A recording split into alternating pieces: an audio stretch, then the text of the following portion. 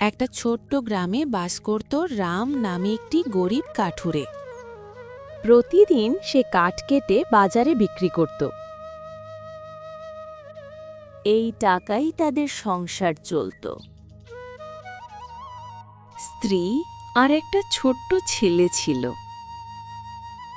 তারা খুবই গরিব ছিল, খাবারের অভাব সবসময় তাদের তাড়া করে নিয়ে বেড়াত। একদিন ভোরবেলা রাম জঙ্গলে কাঠ কাটতে বেরিয়েছিল।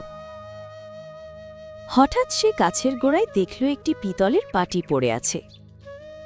রহিম কিছুক্ষণ হতবম্ব হয়ে দাঁড়িয়ে থেকে তারপরে বাটিতে হাতে তুলে নিল। বাটিটা হাতে তুলে নিতেই বাটিটার ভেতর থেকে একটা আলো ছড়িয়ে পড়ল। তারপরে রাম বাটিটা হাতে নিয়ে বাড়ির দিকে রওনা হল। বউ, দেখ না, কাঠ কাটতে গিয়ে আমি এই বাটিটা জঙ্গলের একটা গাছের গোড়ায় পেলাম।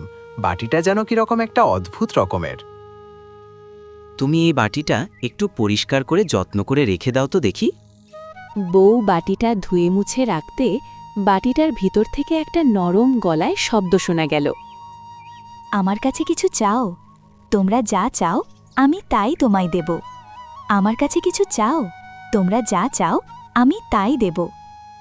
প্রথমে তো রাম বিশ্বাসই করছিল না।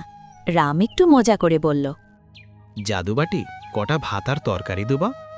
দেখতে দেখতে বাটির ভেতর গরম ভাত, ডাল আর মাছের ঝোল তরকারি ভরে উঠল। রাম আর তার পরিবার অবাক হয়ে বাটিটার দিকে তাকিয়ে রইল। সেদিন থেকেই অভাব আর খিদে রামদের ঘরে কখনোই আসেনি। বাটির কাছে তারা যা চাইত তাই পেত। খাবার, কাপড়, এমনকি রামের জন্য নতুন কুঠারও।